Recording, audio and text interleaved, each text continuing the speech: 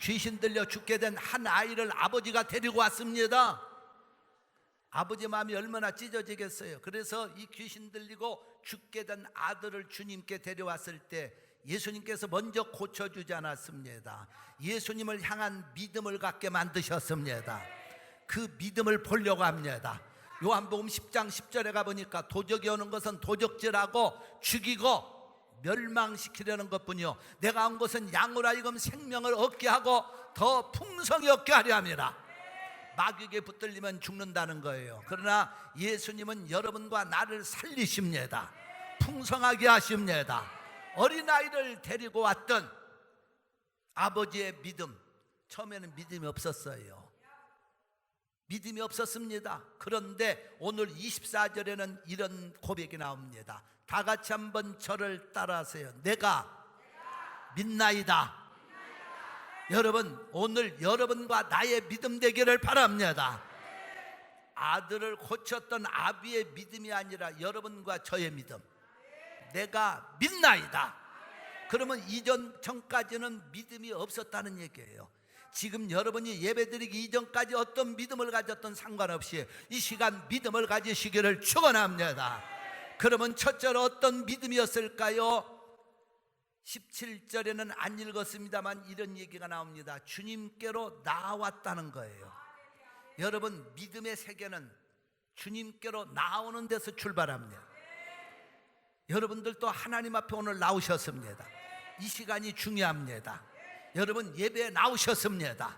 오늘 성전에 나오셨습니다. 우리는 하나님께 나와야 믿음이 생깁니다. 하나님께 나오는 자는 그 믿음대로 되어집니다. 그래서 주님께 나오는 사람은 주님이 뭐라고 그랬어요? 마태복음 11장 28절부터 이하의 말씀을 우리 다 같이 한번 말씀을 따라 선포하시기를 바랍니다. 수고하고 무거운 짐진 자들아 다 내게로 오라. 내가 너희를 쉬게 하리라. 나는 마음이 온유하고 겸손하니 나의 멍에를 메고 내게 배우라. 그리하면 너희 마음이 쉼을 얻으리니 이는 내 멍에는 쉽고 내 짐은 가벼움이라 하시니라. 할렐루야.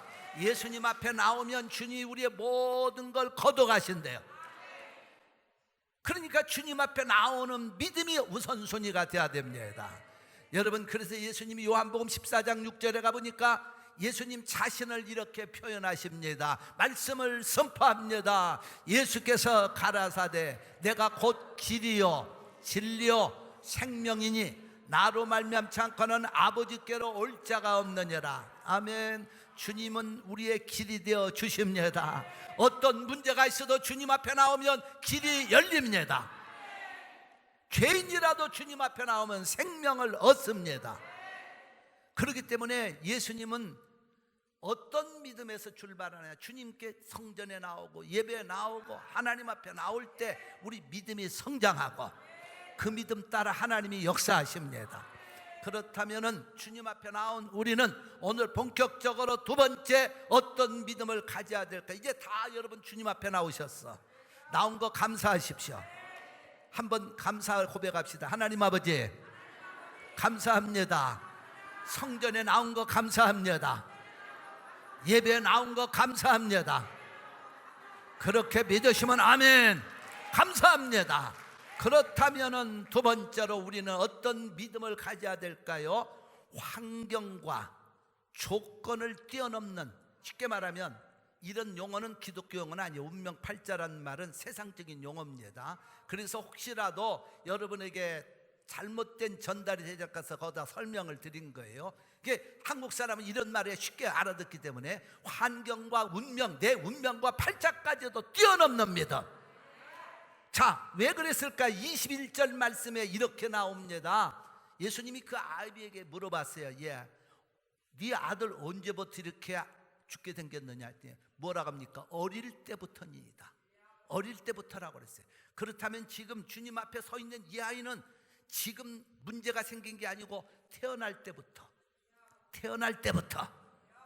여러분, 여기서 아주 중요한 진리가 나옵니다. 태어날 때부터 이렇게 되었다고 하는 것은 과거 이 아이의 운명과 팔자가 그랬었다 이 말이에요. 그런데 주님 앞에 왔더니 운명과 팔자까지도 주님이 확 바꿔 놓으셨어요. 태어날 때부터 난 아들을 살려주신 줄로 믿습니다. 그러니까 우리는 주님 앞에 나오면 나쁜 환경도 바뀝니다. 운명과 팔자도 구자도 될 수 있고 십자도 될 수 있고 바뀌는 거예요. 저주스러운 환경도 바뀝니다. 어떤 분들은 그래요. 우리 가문은 대대로 집안이 이상해. 그런 가문도 바뀝니다. 예수 믿으면요, 주님 앞에 나면 내 환경과 조건이 바뀌게 되어 있어요. 여러분 성경에 보세요. 마태복음 28장에 막달라 마리아, 그는 어떤 여자입니까? 귀신 들렸던 여자예요. 고아입니다. 불행한 여자인데도 그가 주님을 향한 믿음을 갈 때 부활의 영광을 보는 영광의 자리에 들어갑니다. 여러분 요한복음 4장의 수가성의 여인은 팔자가 센 여자. 왜 팔자가 세냐? 이혼을 6번을 지금 5번하고 6번째도 지금 가고 있었어. 그러니까 팔자가 보통 센 여가 아니야. 그럼에도 불구하고 그가 주님을 만나는 그 믿음을 가질 때 팔자 센 여인이 바뀌어서 전도 부인이 됩니다. 아무리 좋은 환경이라도요, 아무리 좋은 조건이라도 그것 때문에 망하는 사람들이 있어. 여러분 과거에 어떤 환경이었느냐가 중요한 게 아니에요. 어릴 때부터가 중요한 거 아니에요. 오늘 주님을 만나야 됩니다.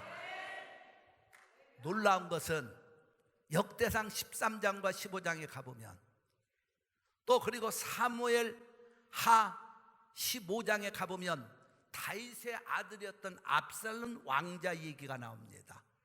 압살롬은 누구예요? 왕자입니다. 왕궁에서 자란 사람, 존귀한 사람. 그런데 성경에 보니까 이 압살롬을 표현할 때 어떻게 하느냐? 이스라엘 땅에서 압살롬처럼 잘생긴 남자가 없었다. 이야, 이스라엘의 꽃미남은 압살롬이요, 블레셋의 꽃미남은 골리앗이라고 내가 얘기한 적이 있는데, 성경에 보니까요, 압살롬을 향해서 이스라엘 땅에서 이렇게 잘생긴 남자가 없었다. 머리끝부터 발끝까지 정말 잘생겼고, 머리가 얼마나 길었든지 장발이 돼가지고 포르쉐를 타고 달리면은 막 장발이 휘날렸어. 그때 당시에 포르쉐는 말입니다. 왕궁의 말이기 때문에 좋은 말, 싸구려 스포츠카 타고 다닌 게 아니야. 그냥 그렇게 좋은 포르쉐를 딱 타고 압살롬이 지나가면은요, 이스라엘 땅의 여자들이 다 기절하고 초풍할 정도로 압살롬, 압살롬. 그래서 그때 압살롬 팬클럽까지 생겼답니다. 압살롬 오빠, 압살롬 오빠 해가지고 나중에는 막 하도 사람이 많으니까 아보빠, 아보빠로 막 변했어요. 왜 성경이 그렇게 나와요? 압살롬이 정말 잘생긴 사람으로 그렇게 막 장발에 머리에 막 휘날리고 다니면 이스라엘 땅에 막 여인들이 아보빠, 아보빠 하면서 나타나가지고 그때 기절 몇 명 해가지고 911 우리 옆에 파이어 스테이션에서 쫓아가서 몇 명 구출해 줬어요. 자, 그런데 이 압살롬이 잘난 것 때문에 죽습니다. 왜 죽느냐? 아버지를 배신하고 왕궁을 차지했다가 다윗의 장고했던 요압 장군과의 싸움이 벌어졌어요. 그런데 압살롬이 탄 이 포르쉐 이 말은 순종의 아주 최고의 좋은 말이었기 때문에 전쟁에서 앞장서서 그 말을 타고 군사를 쥐하면서 쏜살같이 달리는데, 아니 그래서 그 장발이 해필이면 가다가 나무에 걸려가지고 거기에 대롱대롱 매달렸고 이 말은 쑥 빠져나가 버리고 말았어요. 그러니까 졸지에 나무에 걸린 장발 신세가 된 거야. 그래서 요압 장군이 와가지고 창으로 찔러가지고 압살롬을 갖다가 돌무지개에다가 압사시켜버리고 만 거야. 그래서요, 저는 압살롬이 왜 죽었느냐, 여자들이 너무 압살롬 압살롬 하니까 압사할롬 압사할롬으로 들리더라고. 이름도 잘 지어야 될 것 같아요. 압살롬 압살롬 하니까 압사할롬 하고 들리더라고. 잘생긴 것 때문에 죽었어요. 여러분, 잘난 것이 인생의 전부는 아닙니다.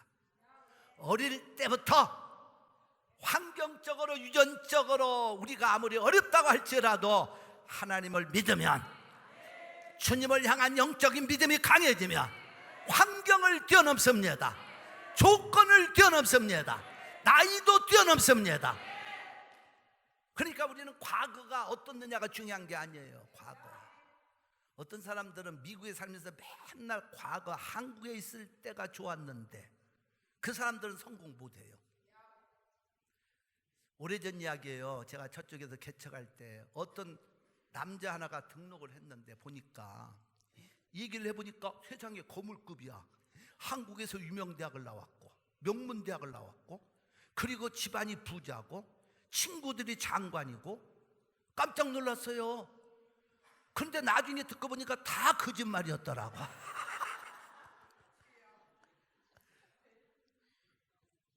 한국에서 뭐 했다고 하는 사람 믿지 마세요.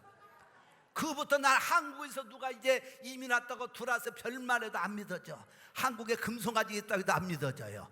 세상에 그때 들을 때는 막 혹했습니다. 유명 대학을 나오고 막 부자 집안이었고 친구들이 한국의 현역 장관으로 막 있고 세상에 있는 말은 다 둘러대는데 그럴 때는 순진하게 믿어도 저렇게 하는 사람이 근데 왜 여기까지 왔을까 생각해 보니까 나중에 알고 보니까 다 거짓말쟁이였더라고요.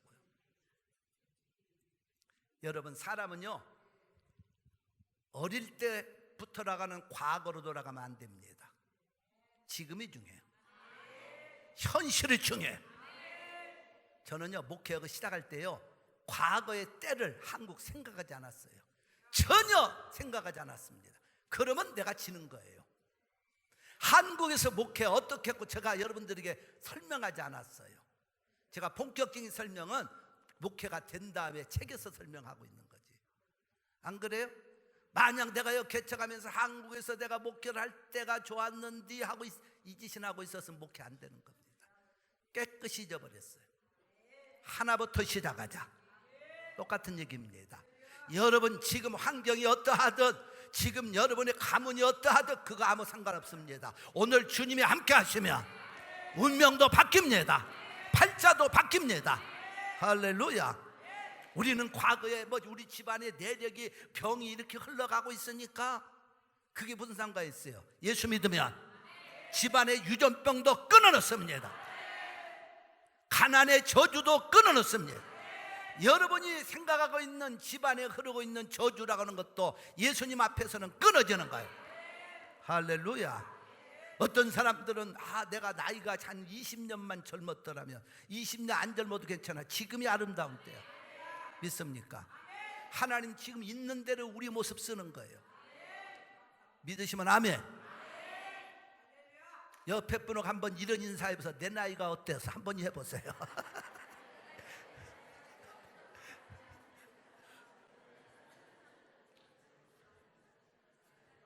과거에 얽매인 사람 치고 되는 법이 없어요. 과거에 얽매인 사람. 그래서 과거에 뛰어넘었던 믿음의 사람이 기적의 주인공 된 사람이 갈렙 아닙니까? 정말 멋진 사람이 그 사람은 가문의 저주를 끊어버린 사람. 왜? 갈렙 자체가 개라고 하는 천민이란 뜻인답니다. 그리고 나이가 85세인데도 불구하고 40대로 마음을 가지고 그걸 끊어놓을 때 젊은 사람이 다 광야에 죽었어도 여호수아 갈렙만은 가나안 땅의 주인공이 됩니다. 여러분 오늘 시간부터 때를 찾지 마세요. 그때가 좋았는데 그때가 무슨 상관이 있어? 지금이 중요한 거지. 지금 이 시간이 중요한 거예요. 능력의 주님 만나면 여러분 문제를 끊어놓습니다. 내 몸에 흐르고 있는 병도 끊어놓습니다. 가문의 저주도 끊어놓습니다. 할렐루야. 그러니까 신앙생활은 지금 잘 믿어야 돼요. 주님은 여러분과 나의 환경을 뛰어넘게 하시고 가문의 저주를 끊어놓으시고 유전병까지도 끊어놓게 하시는 능력의 주님이신 걸 믿으면 그게 아멘. 할렐루야. 그 다음에 이 아비가 믿었다고 하는 거기 속에 23절에 이런 얘기가 나옵니다. 예수님이 믿는 자에게는 능치 못하심이 없느니라. 그래서 주 안에서 능치 못하심이 없다고 하는 믿음을 가지라는 겁니다. 23절은 유명한 말씀입니다. 한번 다 같이 말씀을 선포합니다. 예수께서 이르시되 할 수 있거든요. 무슨 말이냐? 믿는 자에게는 능치 못할 일이 없느니라 하시니라. 아멘. 믿는 자에게는 능치 못할 일이 없느니라. 주 안에서는 능치 못하시 없다고 하는 강한 믿음을 가져야 돼요. 여러분, 그 세상적으로도요, 카네이 같은 사람은 그런 얘기를 했어요. 세상 일도 확신 있는 사람과 없는 사람은 차이가 난다. 확신 있는 사람은 없는 사람보다 몇 배 더 성공할 확률이 있다. 영적 세계는 더 무서운 거예요. 예수 안에서 할 수 있다고 하는 사람은 됩니다. 안 된다고 하는 사람은 안 됩니다. 그러니까 능치 못, 이게 아비의 믿음이 여기까지 왔을 때 주님이 고쳐주지 않았어요. 24절에 이런 믿음을 가진 다음에서야 그 다음에 아이가 살아나는 거예요. 여러분이 가져야 될 믿음은 능치 못하심이 없다고 하는 주님을 믿는 믿음. 예수 믿으면 우리는 능치 못하심이 없어요.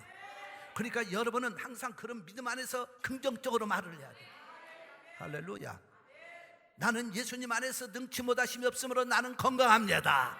나는 행복합니다. 나는 축복을 받습니다. 나는 병을 이깁니다. 이 땅을 승리롭게 살아갑니다. 그런 성도가 돼야 돼. 문제가 좀 있다고 해서 막 고민하고 좌절하고.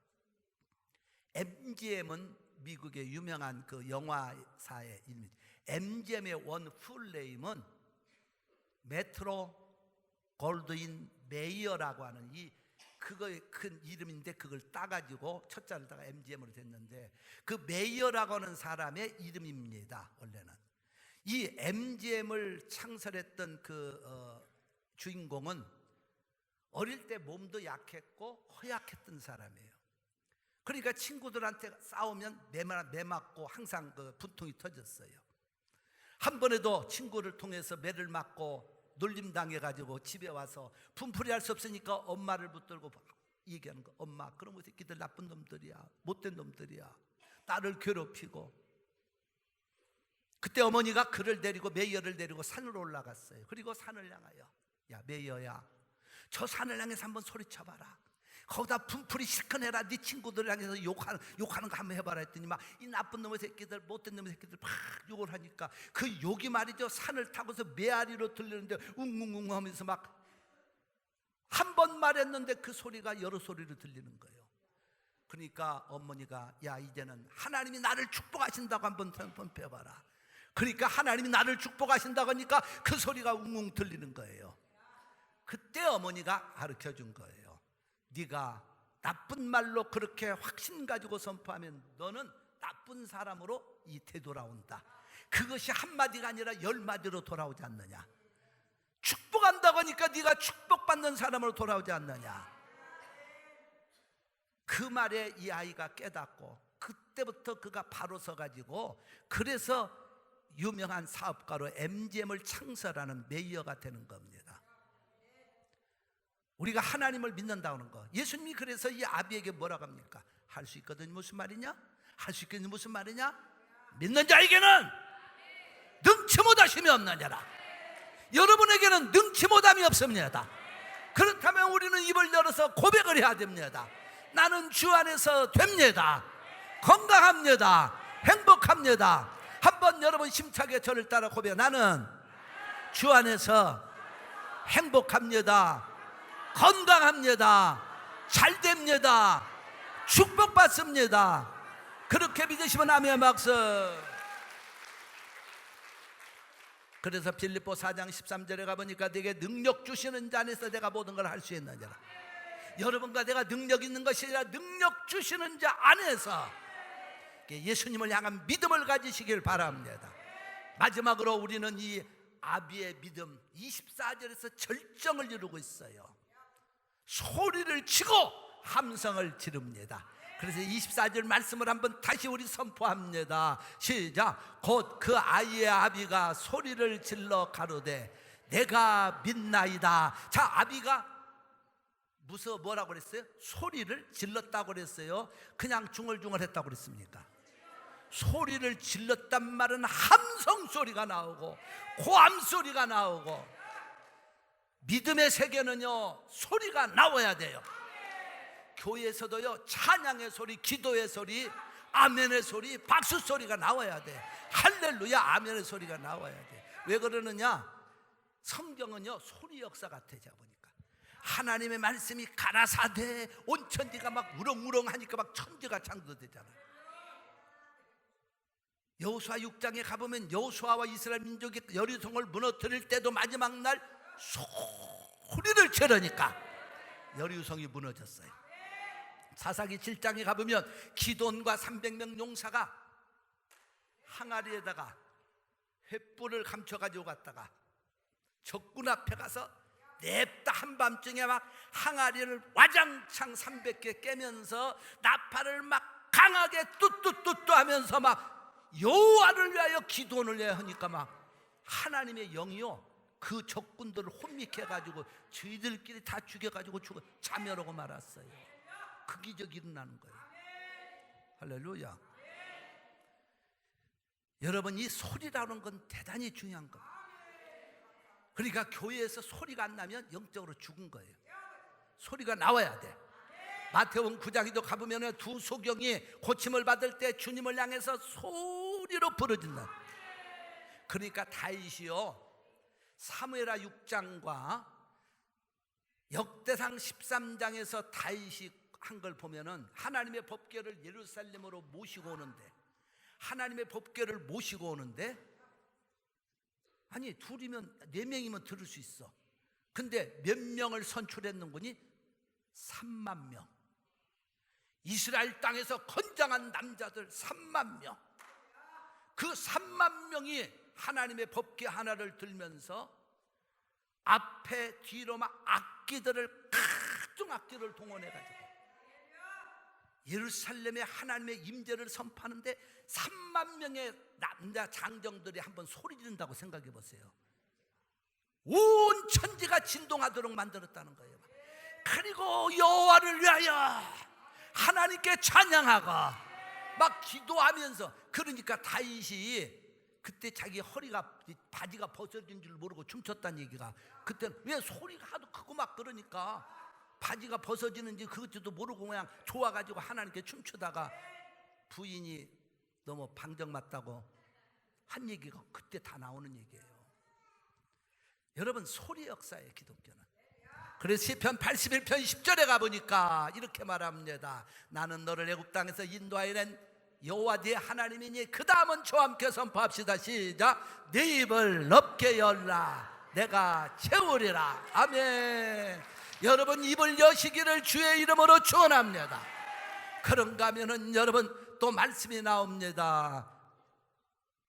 예레미야 33장 3절입니다. 힘차게 말씀을 또 선포합시다. 시작. 너는 내게 부르짖어라, 내가 내게 응답하겠고 네가 알지 못하는 크고 비밀한 일을 내게 보여주리라. 아멘. 하나님께 소리 질러라는 겁니다. 아멘 소리 나오는 거 잘하는 거예요. 소리 지르는 거 잘하는 거예요. 여러분, 그렇기 때문에 시편 28편 1절과 2절에도 또 이렇게 말합니다. 같이 이 말씀도 선포합니다. 여호와여 내가 주께 부르짖으오니. 이건 소리 아닙니까? 부르짖는다는 얘기는 소리예요. 소리예요. 함성 소리. 싸우는데 함성 소리가 아니고 하나님 앞에. 계속해서 말씀을 또 선포합니다. 나의 반석이여 내게 귀를 막지 마소서. 주께서 내게 잠잠하시면 내가 무덤에 내려가는 자와 같을까나이다. 내가 주의 성소를 향하여 나의 손을 들고 주께 부르짖을 때, 여기도 소리입니다. 그러면서 나의 간구하는 소리를 들으소서. 기독교는 소리의 종교예요. 소리 지르는 믿음들 되시기 바랍니다. 밖에 나가서 싸울 때는 악착같이 목소리 높이는 사람들이 교회 와서는 소리 안 지르고 있다면, 그렇다고 교회 싸우란 얘기 아니에요. 영적 세계는 찬양의 소리, 기도의 소리. 찬양할 때는 우리 힘차게 불러야 돼요. 기도할 때는 통성을 해서 불러야 돼요. 아멘 할 때도 잘해야 돼. 할렐루야도 잘해야 되고. 우리 성도들 영적 소리가 넘치시기를 주의 이름으로 축원합니다. 소리를 지르고 내가 믿나이다. 그 믿음의 순간, 그 다음에 아이가 살아나는 기적이 났습니다. 여러분과 내가 할 일은 다른 거 없어요. 믿음을 가져야 돼. 하나님 앞에 나온 믿음, 이제 여러분 환경과 조건이 어떠하든 그거 바라보지 맙시다.